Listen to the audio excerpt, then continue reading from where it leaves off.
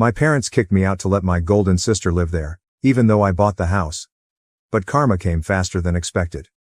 I, 37F, have spent the last 15 years developing my career as a senior management at one of the leading investment banks on Wall Street. This narrative focuses on my complex connection with my sister Emily, 47F, my parents, both in their late 70s, and a house I recently bought for them that has become the focal point of constant family strife. I have to take you back to the beginning to see how we got here. My parents were in their late 40s when I was born, so I was an unplanned child. My mother would frequently tell me that they already had Emily, who was 10 years old at the time, and that she was more than enough. She did not say this with malice, but rather in a tone that somehow made it worse. She would say, "We didn't plan for you," as she was arranging Emily's extracurricular activities or putting together her college application paperwork. These innocuous comments, which served as a constant reminder of my position as an afterthought in our family, shaped the background of my early years. I might not even be here if it weren't for my maternal grandparents' persistence. My parents saw me as a burden they hadn't requested, but they were thrilled about the possibility of having a second grandchild. I was an afterthought in my parents' lives, and that was evident right away. They had the same ritual every morning when they dropped me off at my grandparents' place. My father would say to my grandfather, "You wanted her," as he got ready to go for work, keys jingling in his palm. "She's all yours." My grandparents' house turned into my true home, a haven where I felt genuinely loved and wanted. They made sure I was fed and taken care of, picked me up from school, helped me with my homework, and took me to the park. I would spend hours learning about numbers and problem solving from my grandfather, a retired math professor. He'd say, "Numbers never lie." These lessons will subsequently influence my professional choices in ways I could not have predicted at the time, such as they tell stories more honest than people do. At their kitchen table, my grandma would assist me with my schoolwork every afternoon, ensuring that I fully grasped each idea. Her patience appeared limitless. She had taught high school before retiring. She would add, "Knowledge is the one thing nobody can take away from you," in a forceful yet kind manner. She also taught me to cook as a means of expressing my creativity and love, rather than as a chore. These times spent in their kitchen, reviewing my school day and learning how to measure materials exactly, turned into some of my most cherished recollections. My parents, who were generally exhausted and a little irritated at having to make the trip, would only arrive to pick me up late at night. "Madison," my grandmother would say as she bid me farewell every night, "you're the best thing that ever happened to us." I could almost forget that I wasn't wanted anywhere else while I was in her loving embrace. They became my emotional rock, giving me the stability and affection that were conspicuously lacking at home. My grandfather would often add, "Remember, sometimes the best things in life aren't planned." I learned to live as an afterthought in my own home as Emily got ready for her promising future. My sister just pretended that I didn't exist. She wasn't nasty or harsh. She would be lying on the couch, talking on the phone about mails and college applications, totally unaware of me, while I played with my dolls in the corner of our shared living room. The difference between how my parents treated Emily and me was clear and consistent. I would hear my mother's proud voice as she talked about Emily's achievements with family or friends. Emily got straight A's again. Emily made the debate team. Or Emily got accepted to her dream college. They went to all of her school functions, scientific fairs, and debating contests. They consistently cited, "We're too tired," "We have to work," or "You understand, don't you?" as excuses for their glaring absence from my events. My grandparents took on the role of my cheerleaders, attending every school function with joy and true pride on their faces. I hoped that things at home would change when Emily went off to college. I was the daughter who stayed, and perhaps my parents would see me at last. I was completely mistaken. I went from being invisible to being the housekeeper at the age of 14. My mother would call out to me, "Madison," before I could even put my backpack down after school. "The house needs cleaning. Start with the bathrooms." Emily's chores were taken up by me, along with a number of additional duties. I got to know the washing machine's settings and peculiarities by heart, and it became my daily companion. Cleaning, cooking, and keeping a home for parents who hardly acknowledged my existence seemed like a continuous loop of housework. My father would remark, "You live here. You need to contribute," if I hesitated in the least. "Your sister always did her part." My career progressed from cleaning to cooking by the time I was 14. The shift wasn't gradual. My mother just quit preparing dinner one day. One morning she declared, "You're old enough now. We expect dinner ready when we get home from work." I maintained a stellar academic standing in spite of the taxing domestic responsibilities.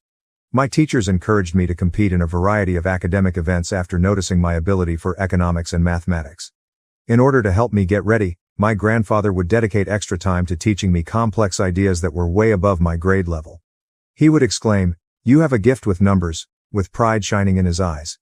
"Don't let anyone tell you otherwise." Dreaming about college was the only way I could get away. I would go to my room every night after doing the dishes and go through university websites. I would see myself traversing several campuses, distant from the never-ending tasks and chilly quiets. I was rewarded for my diligence in school. Despite my household responsibilities, I maintained straight A's, and at the age of 16, I received acceptance letters from a number of prestigious colleges, including some renowned for their top-notch finance programs. Emily's engagement followed.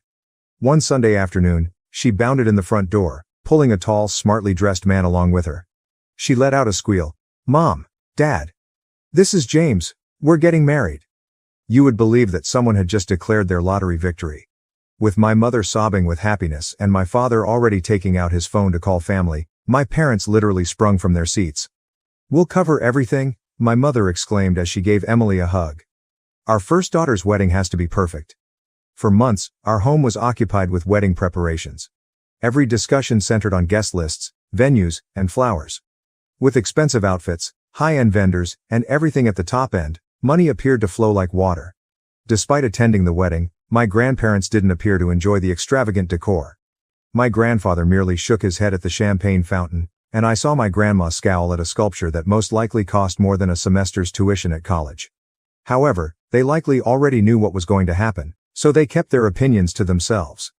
I gave my parents the wonderful news while sitting at our dinner table with 3 envelopes spread out in front of me on the day I received my acceptance letters. My heart was pounding. "That's nice," my mother murmured, without raising her gaze from her meal. "But we can't pay for it. We spent all our savings on your sister's wedding. Even took out a loan for it.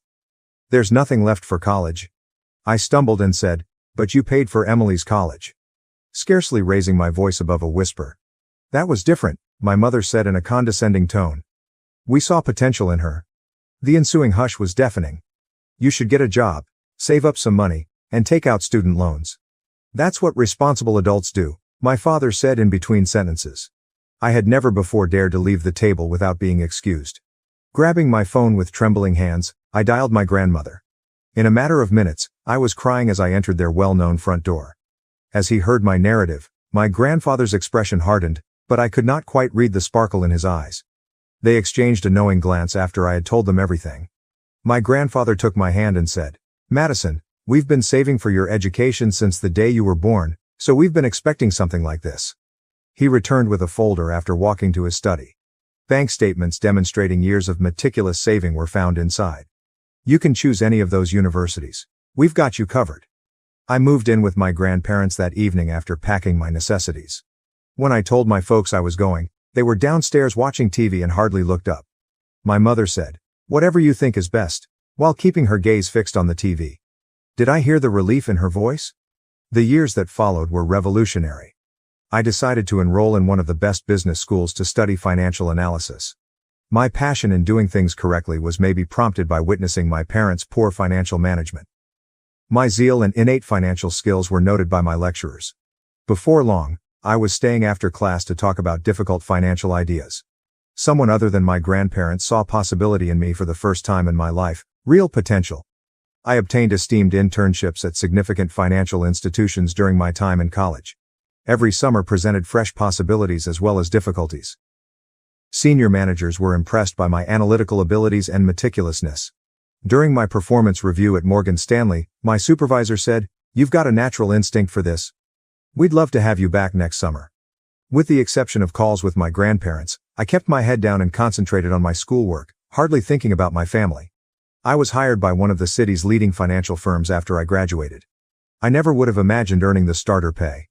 I located a small, clean, and secure one-bedroom apartment. I was thankful every morning that I didn't have to make breakfast for anyone but myself. As I poured myself into every new challenge, my career took off, and I received bonuses and promotions that I could never have dreamed of when I was younger. I advanced to a senior role in 5 years, overseeing intricate portfolios and fostering significant client connections. Within the industry, I became known for my strategic thinking and analytical accuracy. Every accomplishment felt like a subliminal affirmation that my parents had misjudged my abilities.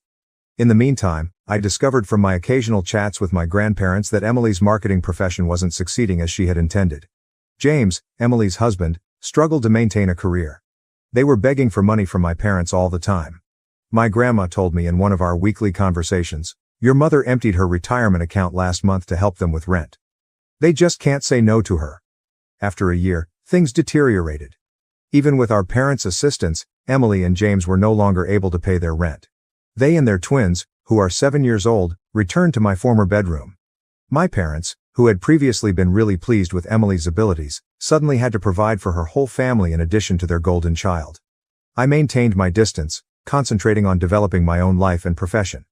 Every bonus, promotion, and successful transaction served as a subliminal affirmation that I wasn't the failure my parents had predicted me to be. I had substantial investments and money by my mid-30s, which included enough for a down payment on a home of my own. Then everything was different. My grandfather died unexpectedly after suffering a severe heart attack. It was a tragic loss. He was the father figure who had supported me when no one else did, and he had been more than just a grandfather to me. After that, my grandma, who had spent more than 50 years with him, seemed to lose her spark. She followed him less than 2 months later. In every significant sense, they had been my biological parents, and suddenly they were no longer with me. Behind me at the funeral home, I heard my mother's voice while I was setting up my grandmother's funeral. "Madison, do you want some help with the arrangements?" She was standing there when I turned around, looking older and more worn out than I had remembered. A part of me wanted to tell her to go, but I refrained because of her face. "Sure," I said to myself. "That would be nice." My parents started to open up over the course of the following few days as we prepared the service. They acknowledged that they were having difficulties. One afternoon, when we were choosing flowers, my father admitted, "We haven't been financially well off since retirement."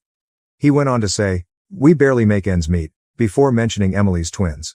I recognized that my sister and her family continued to live with them and rely on their diminishing income. We convened in a wood-paneled office for the reading of the will 1 week after we buried my grandma. Emily and James were slumped on recliners next to my parents, while I sat opposite from them. The tension was thick enough to sever with a knife, and the room smelled of furniture polish and old papers. Though none of us realized it at the time, what followed would start a series of events that would permanently alter the relationships of our family. After adjusting his glasses, Mr. Patterson, the notary, started reading in a monotone. I anticipated the standard legalese, but what followed made everyone take notice. "To our beloved granddaughter Madison, we leave our house at 1542 Maple Street and the sum of $150,000. The ensuing hush was deafening. My mother tightened her hold on my father's arm until her knuckles turned white, and Emily's mouth dropped wide. After clearing his throat, Mr. Patterson went on. He glanced at my mother and said, "And a personal note from Mr. Henderson to his daughter Margaret." The message said, "Remember, Margaret, that we provided you with $200,000 just when you needed it most. As we respected your needs back then, we expect you will respect our final decision." My mother's cheeks turned pale after flushing red. Emily and James looked at each other anxiously, while my father gazed at the floor. In the parking lot, my parents came up to me when the notary had finished and collected his paperwork. Something desperate had taken the place of the calm manner they had displayed during the funeral preparations. With a shaky voice, my mother said, "Madison, honey, you must realize that we always assumed we would inherit the house. We're having trouble, but we were depending on it. The mortgage, Emily's family's expenses, we could really use the house," my father continued, stroking his gray hair. Speaking about how her youngsters wanted a yard to play in, Emily also joined in. "However, I just got into my car and left. I kept thinking about my grandparents' parting gift over the course of the following few weeks. My life was well established near the city, and although the house I had inherited held many priceless memories, it was too large for me alone. In the meantime, I learned about my parents' growing financial difficulties from our weekly chats. Helping Emily and her family had drained their retirement funds, and they were finding it more and more difficult to pay their own mortgage. I gave it a lot of thought before deciding. I would purchase my parents a better house, one that is single-story, has a lovely garden, but is easier to maintain, with the money I make from the sale of my grandparents' house and my own savings. For their retirement years, something cozy. I was shocked by their response when I shared my concept with them. They actually started crying with happiness. After several weeks of house hunting, we eventually discovered the ideal location. A stunning ranch-style house with large doorways and no stairs in a peaceful neighborhood. My folks couldn't stop gushing about how thrilled they were after the purchase was finalized. A proper housewarming party is what we need, my dad said. It is the least we can do to make all the arrangements. That would be beautiful, I said, intending to show them the deed at the festivities. Tell me when, please. Weeks went by. Even though I had a lot of work to do, I kept expecting an invitation. Oh, my mom would say, we're still planning. You are aware that these tasks require time. My father would also say, we want it to be perfect. We'll notify you shortly. I was annoyed by their evasive answers for some reason. One evening, I was putting Emily's name into Facebook following another evasive phone call from my mother. We weren't connected on any social media, and I hadn't seen her page in years. Just hours ago, it was posted, I can't wait for this Saturday's housewarming party for Mom and Dad. I can't wait to celebrate with everyone in this beautiful residence. Numerous friends and family members confirmed their attendance and scores of comments on the page. Pictures showed caterers being hired and decorations being set up. This was hardly an impromptu get-together. Weeks had been spent organizing it. I called my mother with a little trembling fingers. Hello, Mom. I wanted to inquire further about the housewarming party. Do you have a date in mind yet? Oh, honey, not just yet, she said with ease. Most likely in a few weeks. The specifics are still being worked out. Everyone except me, apparently. I had to make a choice as that Saturday drew near. Shall I go up to them? Do I have to let it go? How could they keep me out of the festivities after everything that had transpired, after I had purchased them this house? I would eventually find out, but not in the manner I had anticipated. I parked a block from the house I had purchased for my parents on Saturday. I could see dozens of people mingling through the windows, including Emily's social circle, friends, and relatives. My father offered tours of the house I bought, while my mother, dressed in her special occasion pearls, welcomed guests at the entrance. Twinkling lights and welcome banners adorned the mansion. Laughter and music poured out onto the street. It was obvious that they had spent weeks organizing this housewarming celebration, to which I was not invited. For a while, I sat in my car and watched Emily's twins chase each other past crowds of grown-ups who were ogling them. I could see moving boxes with Emily's handwriting on them stacked in the corner through the wide bay window. The process of relocating her family's possessions had already begun. I inhaled deeply before sneaking in through the side door. The aroma of flowers and catered cuisine filled the house. I heard my father speaking to a gathering of people in the living room when I followed his voice. After all these years of hard work, we finally did it, bought our dream home. My mother excitedly added, don't forget about Emily. She helped so much with the down payment. Such a wonderful daughter, always thinking about family first. Unlike some people, she went on. In response to a question about me, she said, our younger daughter hasn't helped us at all. Too busy with her career to care about family. Heat sprang to my face as I stood in the doorway. Everyone jumped when I said, actually, I think you've got that backwards. There was a dead silence in the room. My dad was the first to recover, grinning tightly. Madison, what a surprise. Especially since you forgot to invite me to the housewarming party for the house I bought, I said as I entered the room.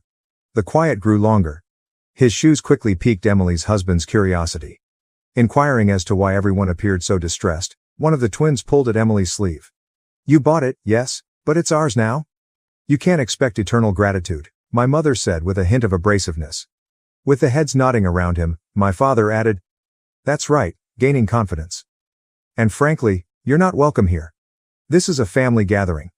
And Emily and her family will be living here too, my mom said. They've already sold their house, it's all arranged. The twins need a stable home. I extracted a folder from within my bag. I remarked, you seem to be confused about something, and held out the ownership and deed documents. This house belongs to me. I never signed it over to you. The color of my mother's face changed from pale to ashen. My father began to ramble on about his responsibilities to his family. Emily's self-assured grin broke when she became aware that her preparations were failing. Despite my shaking palms, I continued. I was planning to give it to you tonight, maintaining a firm voice. I thought this could be a fresh start for all of us. Instead, you've shown me nothing has changed. When my mother said, you can't do this, her voice became a screech. We're your parents. No, I said softly. You're just the people who gave birth to me. My real parents, my grandparents, taught me that family means more than blood. They also taught me about finances, which is why I own this house and you don't. I turned to speak to the astonished visitors. I'm sorry, but this party is over. This is my house, and I'm asking everyone to leave. My parents, Emily, James, the twins, and all of their guests departed in tears. From the porch, I observed them driving off one by one until the street was deserted. In the yard, the ornamental lights continued to sparkle mockingly. Inside, half-empty drinks and discarded food plates covered every surface. The house, which was supposed to be my gift of reconciliation, ended up being the last straw in our relationship. A few weeks later, I found out that they had purchased an apartment using the proceeds from the sale of their previous home. 3 generations crowded into a 2-person apartment when Emily, James, and the twins moved in with them. They tried calling me all the time at first. Their voicemails varied between angry accusations.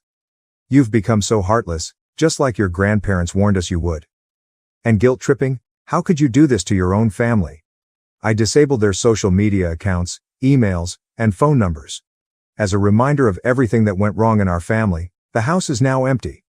I have an appointment with a real estate agent tomorrow. It's not worth attempting to cure everything. Like old photos in a dusty album, some relationships are better left in the past. When I eventually have kids of my own, I've made a self-promise that they won't ever need to win my affection or vie for my attention. In contrast to my parents, I will love my kids just as much and without conditions, just as my grandparents loved me. Every heartbreaking reality about my family was exposed that Saturday night. I had not been invited to the housewarming celebration my parents were throwing when I arrived at the house I had purchased. Dozens of visitors, catered food, and, most telling of all, moving boxes with Emily's handwriting strewn around were all visible through the windows. My father proudly declared, "After all our hard work, we finally bought our dream home," as I sneaked in through the side entrance. In her comments, my mother praised Emily for allegedly helping with the down payment.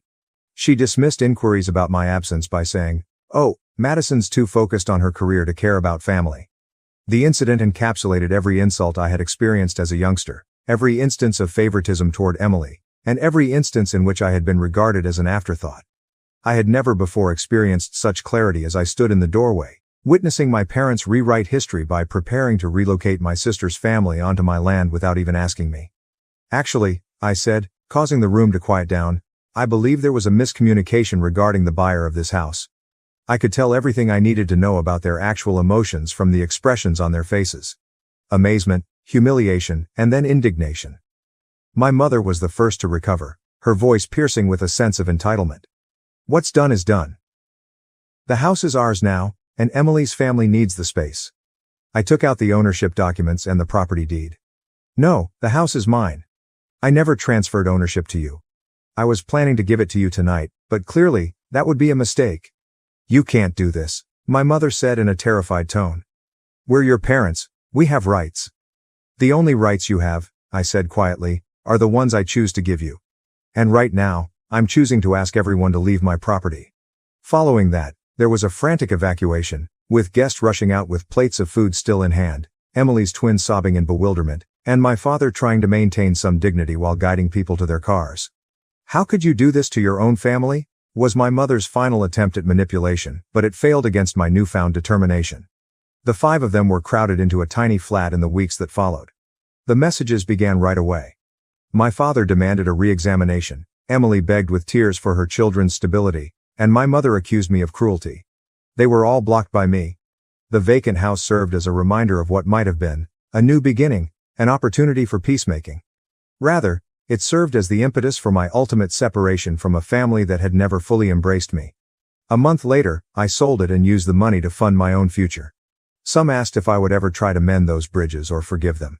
However, I came to understand that forgiving does not always entail letting harmful people return to your life. Forgiving oneself for leaving can be necessary at times. Before putting away the old wedding picture of my parents, I promised my future children that they would never experience the anguish of conditional love, the hurt of being compared to a sibling, or doubt their position in the family. With me, the cycle of partiality and emotional blackmail would come to a stop.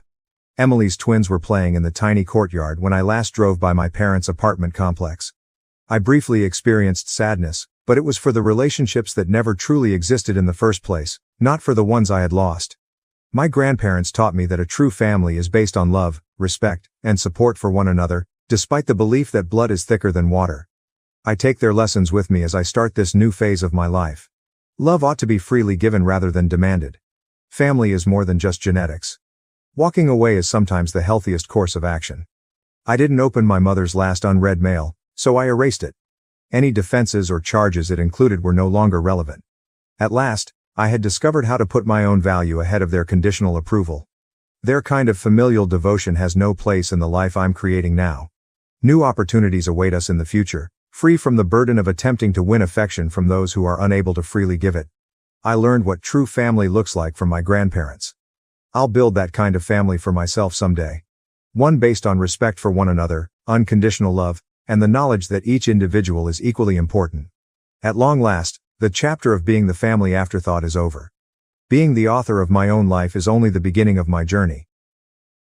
Thank you for watching. If you haven't subscribed yet, please do so and hit the notification bell to stay updated with more shocking real-life stories happening around you.